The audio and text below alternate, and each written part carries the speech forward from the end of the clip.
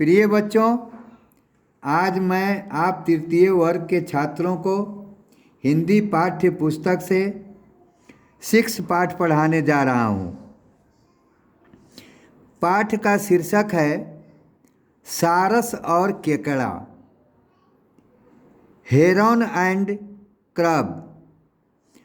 इस पाठ को पढ़ने से पहले मैं आप लोगों को कुछ बताना चाहता हूँ कि हमारे आपके जीवन के 2 पहलू हैं, 2 रास्ते हैं, 2 परिणाम हैं, 2 किनारे हैं।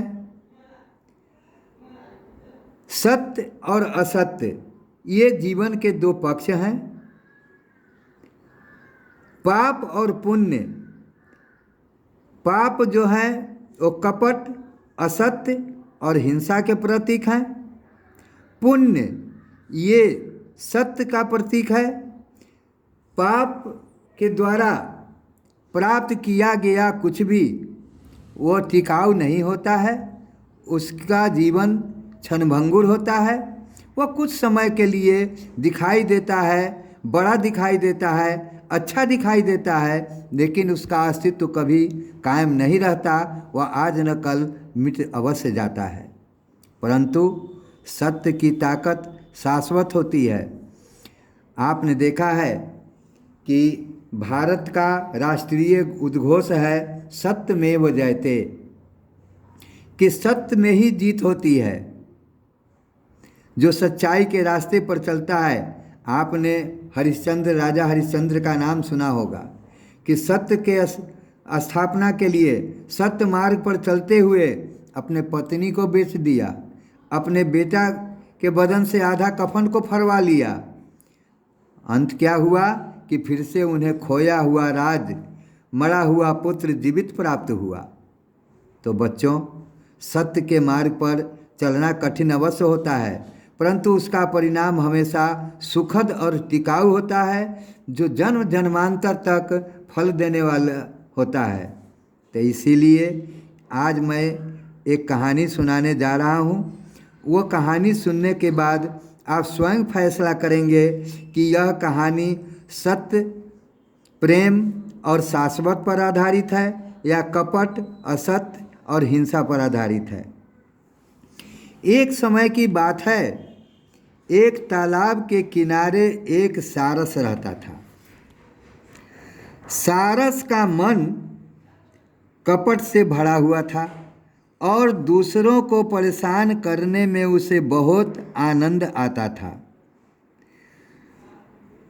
उस तालाब के किनारे बहुत सी मछलियाँ, मेढक और केकड़े भी रहते थे। सारस प्रतिदिन मछलियों को पकड़कर खाता और आनंद से तालाब के किनारे सोया करता था।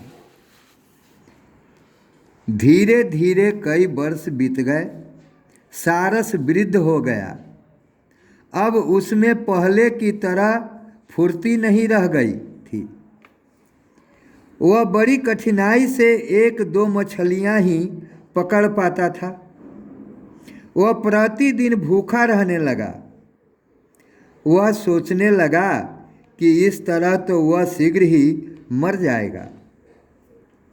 कि जब तक उस सारस के पास शक्ति था तब तो भरपूर अपने खाने लायक मछली का शिकार करता था और पेट भरता था, लेकिन जब वो वृद्ध हो गया तो अपने भोजन के लायक मछली नहीं पकड़ पाता था। 1-2 मछलियाँ जो मिलती थी उसे ही खाकर वह काम चलाता था, जिससे वह अपने आप के जीवन को संकट में पा रहा था। परंतु वह बहुत चालाक था। उसने भूख से बचने के लिए उपाय ढूंढ निकाला। एक दिन सारस उदास होकर तालाब किनारे जाकर खड़ा हो गया। मछलियाँ उसके सामने आती थीं, पर वह उनकी ओर आंख उठाकर भी न देखता था। मछलियों, मेढकों और केकड़ों को बड़ा आश्चर्य हुआ कि ये सारस तो प्रतिदिन मछलियों को पकड़कर, मेढकों को पकड़कर चट कर जाता है, लेकिन आज क्या बात है कि यह सिर्फ देख रहा है लेकिन किसी को पकड़ नहीं रहा है, मार नहीं रहा है। तो इसलिए केकड़े को बड़ा आश्चर्य हुआ। वे सोचने लगे, आज सारस को क्या हो गया है, वो मछलियों को क्यों नहीं पकड़ रहा है।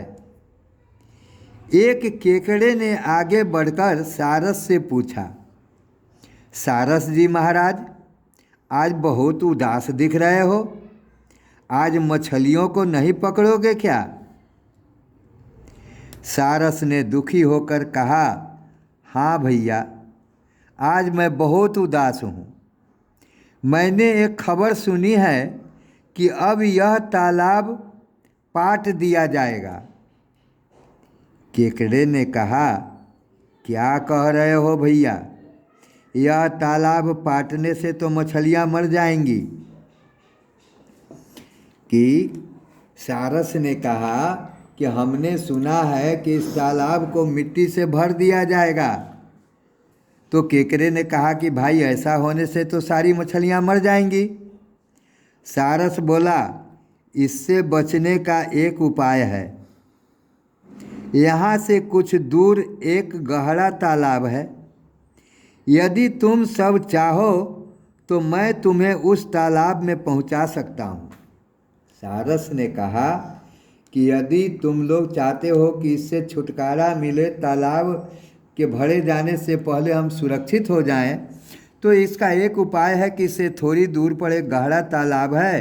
तुम लोग अगर कहो तो मैं वहाँ तुम लोगों को पहुँचा देता हूँ, जहाँ तुम सुरक्षित रहोगे। मछलियाँ, मेढक और केकड़े बहुत घबराए हुए थे। वे बोल उठे, आपको छोड़कर इस समय हमारा और कोई रक्षक नहीं है।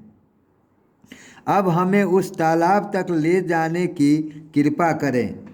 कि महाराज, आपके सिवा इस समय तो मेरा कोई रक्षक नहीं है, क्योंकि हम सब वहाँ तक कैसे जा पाएंगे। आप ही हैं, आप ही मेरी सहायता करें, आप ही हमें वहाँ तक पहुँचाने का मार्ग प्रशस्त करें। सारस ने कहा, मैं अवश्य तुम सबको उस तालाब में पहुँचा दूँगा, पर अब मैं वृद्ध हो गया हूँ और सबको साथ नहीं ले जा सकता हूँ।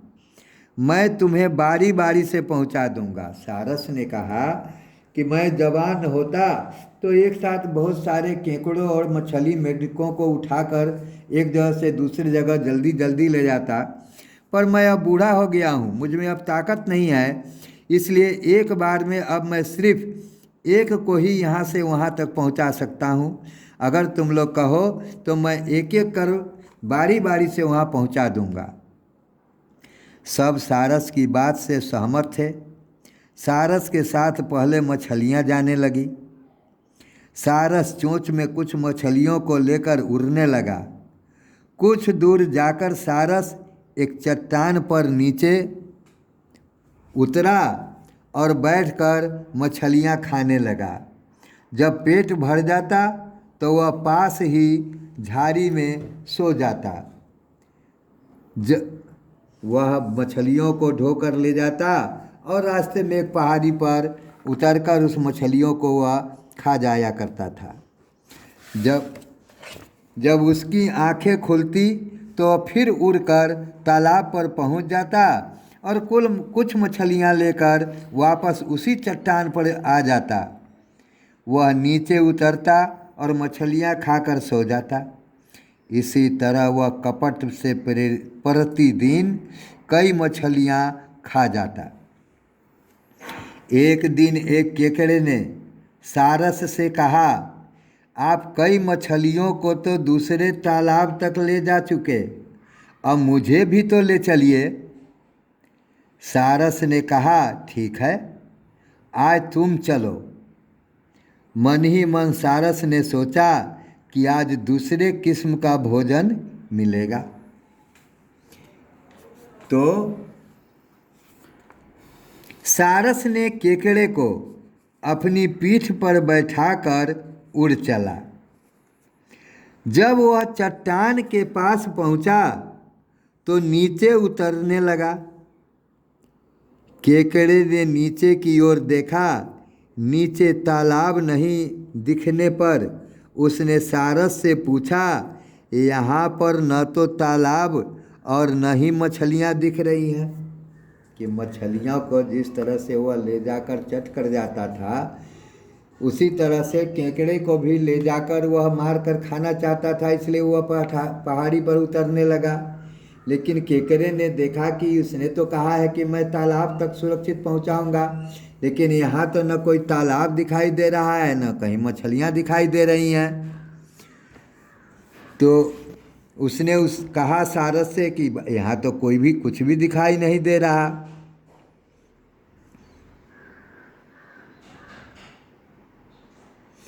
आप कहाँ जा रहे हैं? सारस हंसने लगा और बोला, देखो उस चट्टान पर मैं सभी मछलियों को वहाँ ले गया था, मैं तुम्हें भी वहीं ले जाऊँगा। केकड़े ने कहा कि आप कहाँ जा रहे हैं? तो सारस ने हंसते हुए कहा कि देखो मैं उस चट्टान पर ले जा रहा हूँ जहाँ मैं पहले सभी मछलियों को ले गया था, मैं तुम्हें भी वहीं ले जाऊँगा। केकड़े ने चट्टान पर देखा, बहुत सारी हड्डियाँ बिखरी पड़ी थीं। वह समझ गया कि सारस ने ही सारी मछलियाँ खाई है। पत्थर पर उतरने से पहले, चट्टान पर उतरने से पहले केकड़े ने मछली के अस्थियों को देखा। उसे यह समझते देर न लगी कि सारी मछलियों को तालाब में पहुंचाने के बजाय सारस ने खा गया है और मुझे भी यह खाने के लिए ही यहाँ लाया है। वह घबरा गया कि अब सारस मुझे भी खा जाएगा, पर केकड़े ने धैर्य न छोड़कर साहस से काम लिया। केकड़े ने देखा कि घबराने से काम नहीं चलेगा। उसने अपने हिम्मत को अपने अंदर जुटाया और हिम्मत से काम लेने का फैसला किया। जैसे ही सारस नीचे उतरा, उसने सारस की गर्दन पर अपने नुकीले पंजे मारने प्रारंभ कर दिए कि ज्यों ही सारस नीचे उतरने लगा उसे लेकर, त्यों ही केकड़े ने, तुमने केकड़ा अगर देखा होगा तो देखा होगा कि चिमटा के जैसा उसका पैर होता है, जिससे वह किसी चीज़ को आसानी से काट सकता है, छेद सकता है। उसी नुकीले पंजे से उसने सारस को मारना प्रारंभ कर दिया। तुम यहाँ केकड़ा का तस्वीर देख रहे हो कि यहाँ केकड़ा सारस के गर्दन को कैसे पकड़ रखा है। पहले वह उसके पीठ पर, यहाँ पहले तस्वीर में दिखाया है कि पीठ पर लेकर के चला है। यहाँ उतरते समय जब केकड़े ने देखा कि मछलियों को खा गया, मुझे भी मार कर खा जाएगा, तो उसने अपने धैर्य से काम लिया और चट्टान पर उतरने से पहले केकड़े ने अपने पंजे से सारस के गर्दन को पकड़ लिया, जो तस्वीर में भी तुम देख रहे हो। तो सारस अपनी गर्दन छुड़ाने का प्रयास करने लगा, पर केकड़े के नुकीले पंजों से उसकी गर्दन कटकर जमीन पर गिर गई। लेकिन केकड़े ने उसके गर्दन को नहीं छोड़ा। जितना जोर लगाता उतना ही सारस की गर्दन कटती जाती और एक समय ऐसा आया कि केकड़े के नुकीले पंजे से उस सारस की गर्दन कटकर जमीन पर गिर गई। केकड़ा उसे घसीटकर तालाब पर ले आया और उसकी करनी सबको बताई। सब केकड़े से बहुत खुश हुए और चैन से रहने लगे। तो बच्चों, पहले भी हम तुम लोग को बताए थे कि यह कहानी धैर्य, साहस और विवेक का प्रतीक है कि व्यक्ति को कठिन से कठिन परिस्थिति आने पर भी अपने धैर्य को नहीं खोना चाहिए। आदमी को कभी कपट नहीं करना चाहिए। कपट का फल हमेशा बुरा होता है, और जो धैर्य धारण करता है, जो उचित समय पर अपने साहस को बरकरार रखता है, उसे ही जीत हासिल होती है, विजय उसी को मिलती है। इन कहानी के द्वारा हमें यही समझाया गया है, और मैं आप लोगों से भी यही उम्मीद करता हूँ कि आप लोग किसी भी परिस्थिति में अपने बल, बुद्धि, विवेक को नहीं खोएंगे और हमेशा अपने अंदर उसको संजो कर रखेंगे। अब इन्हीं पाठों पर आधारित यहाँ कुछ प्रश्न दिए गए हैं, कुछ मौखिक हैं, कुछ लिखित हैं, कुछ खाली जगहों को भरने वाले हैं। इधर भाषा बोध से भी प्रश्न कुछ दिए गए हैं।